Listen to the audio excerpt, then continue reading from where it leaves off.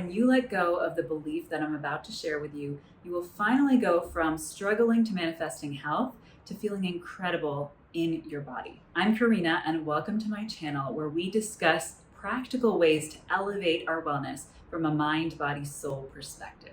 There is a really interesting challenge that I see with people who are committed to personal growth and they're also interested in manifesting and elevating their consciousness, but they also really care about feeling good in their bodies.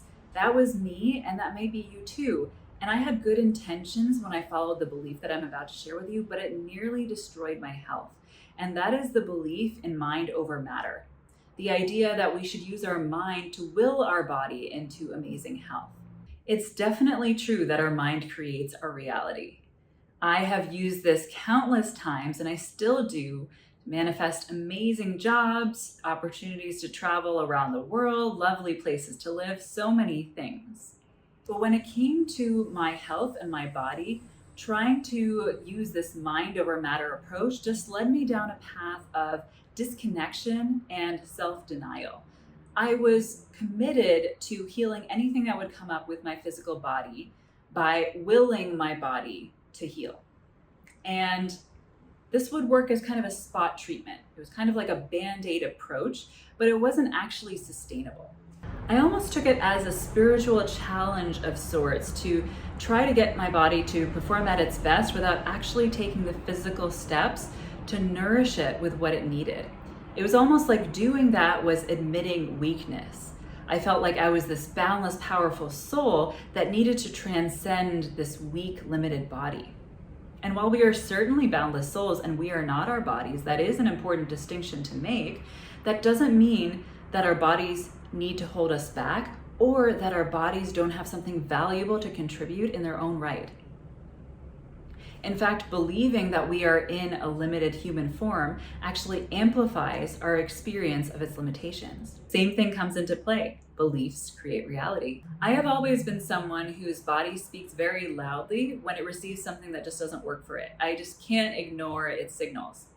And this has been the case with gluten. While some people do fine on gluten, and I'm now in a place where I can have it here and there, and it's not really a problem, there was a time when whenever I would eat gluten, I would feel really cranky first and then really depressed.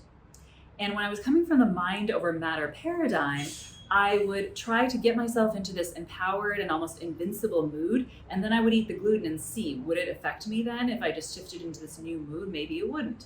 But time and again, I would continue to feel terrible after eating gluten, no matter what I did with my mind and with my emotions.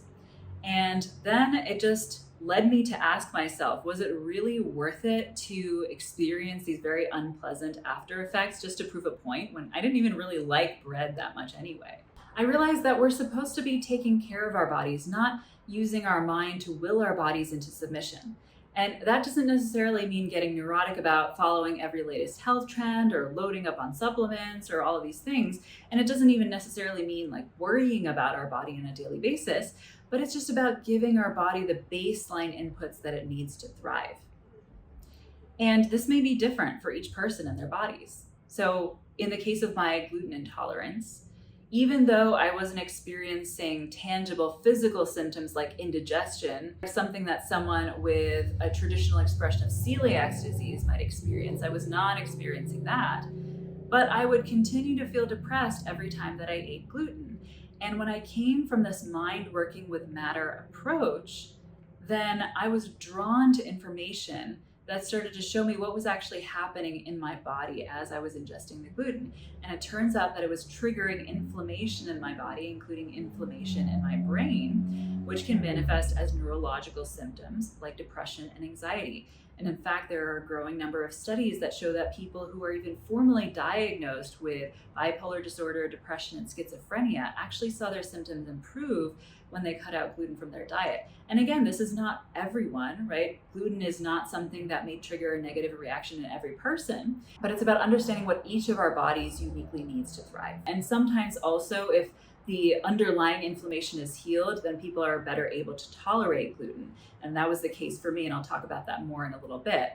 But the fact of the matter is that each of our bodies has a unique way of communicating to us what it needs. When I nourished my body with the right nutrients, it became a lot more resilient. And now I'm able to tolerate some gluten here and there, and it's not a problem. I don't have those terrible feelings anymore. But I'm not necessarily trying to seek it out and overload my body with gluten just to try to prove how resilient it is.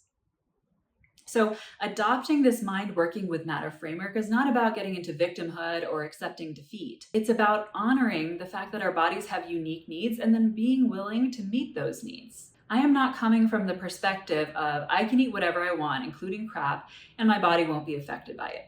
Because imagine if you did that in a relationship. Imagine if you said, I'm so powerful that I can just treat you like crap and you will still love me because I'm that powerful. That sounds pretty crazy, doesn't it? But it's the same with our bodies. It's a reciprocal relationship. We treat our bodies well and they do well for us. And that way our bodies can become our best friends. And when we understand and apply this, there is truly no limit to the level of radiance that our bodies can experience. Our bodies can truly be the vehicle for the highest expression of our souls. So even though each of us has unique needs when it comes to the specifics, through the journey of restoring my own health and also working with others, I found that there's 3 basic components that every body needs to thrive. Number 1 is living and eating ancestrally. So our bodies fundamentally have not changed very much from the last 100,000 years. Yet our lifestyle has changed dramatically. And so the more we get back in touch with our roots and that lifestyle, the healthier we'll become. And number 2 is sound postural and movement habits. The way that we move our bodies powerfully influences how we feel, both physically and mentally, emotionally, and what we think. And number 3 is the principle that we're probably most familiar with, which is maintaining a mental, emotional state of well-being and empowerment. If we're in victim mode, if we're feeling weak and vulnerable, then we could do all of the other things correctly and we still won't experience vibrant health. These are the 3 pillars that I talk about the most on this channel, and they are also what I use to coach people to better mind-body health. And if you want to take the first step to getting back in touch with your body and understanding its needs, then I have a free embodiment meditation, which you can access via the link in the description box, which will really help you to intuit what your body needs to thrive. So what do you think about this idea of replacing mind over matter with mind working with matter? Let me know in the comments. Have a wonderful day and keep thriving.